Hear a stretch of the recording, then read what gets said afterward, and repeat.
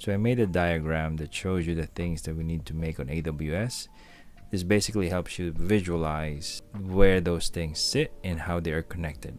So we have an internet gateway, which is basically the main entry point of the users to our application, which connects you to the load balancer. The load balancer points you to the service that the user requests for, which is the ECS. Along with it are task definitions that uses the images you've uploaded on ECR. Postgres and Redis will sit on the private subnets. We will also create a CloudWatch log group for monitoring. Alright, so before we start, just make sure you have a couple of things. One is your AWS account.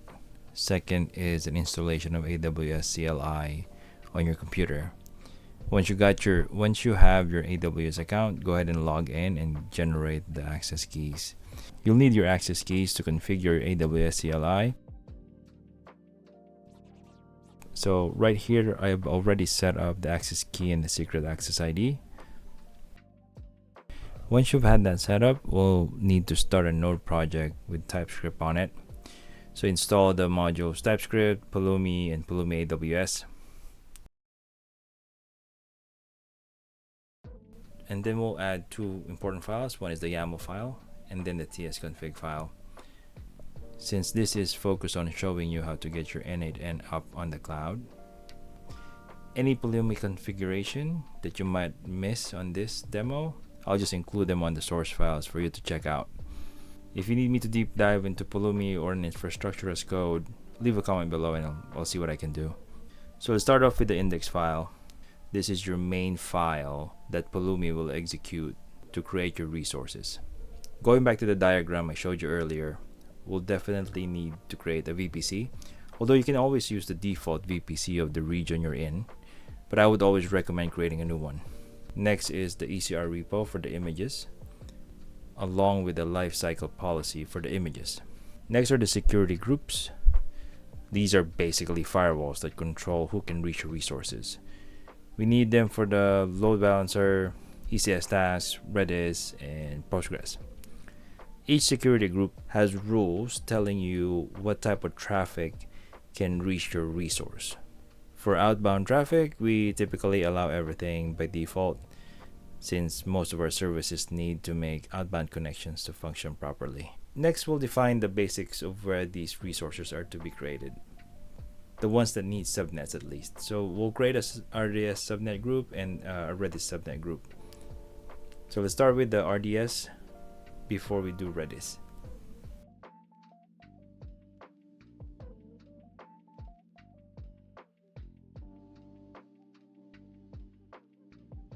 So let's try to do a preview just to check if we have any issues.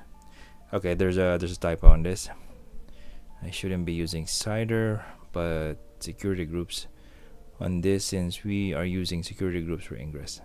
So for security groups, you can either reference CIDR blocks for IP addresses or other security groups to allow access to the resource. Alright, so I've fixed the rest of the security groups that had the same issues.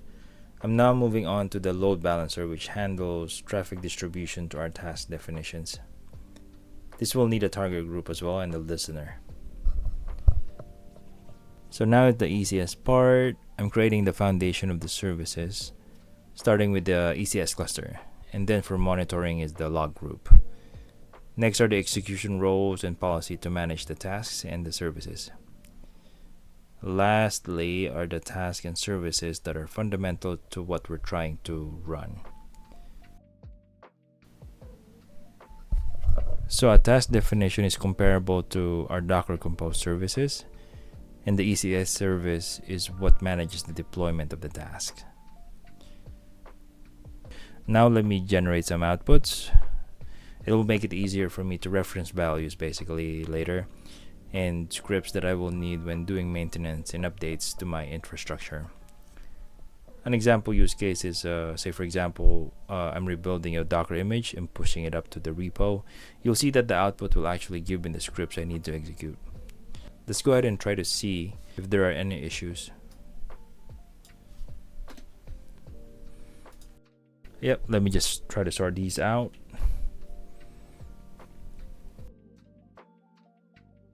Okay, now let's create the resources now. You'll see on the output what the values are in the scripts I mentioned earlier. So let's double check the resources now on the AWS dashboard. So VPC is now created. So it's Redis, CS service, and load balancer. Next, we'll need to push an image to the repository. But first, we need to tag it correctly with the same version on the task definition, like so.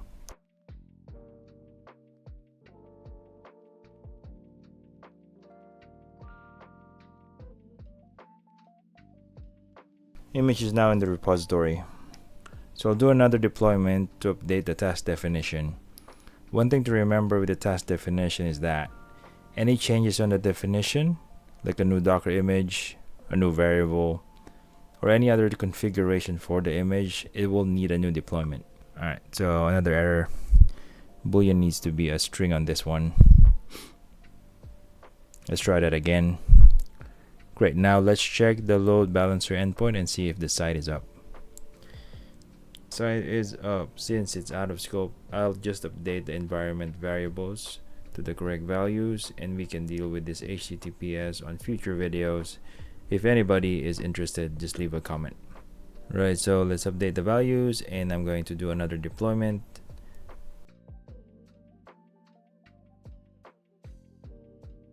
There it is. Now we have our self-hosted n8n on ECS. Okay, cool. I hope you learned something new today. I'll see you on the next one.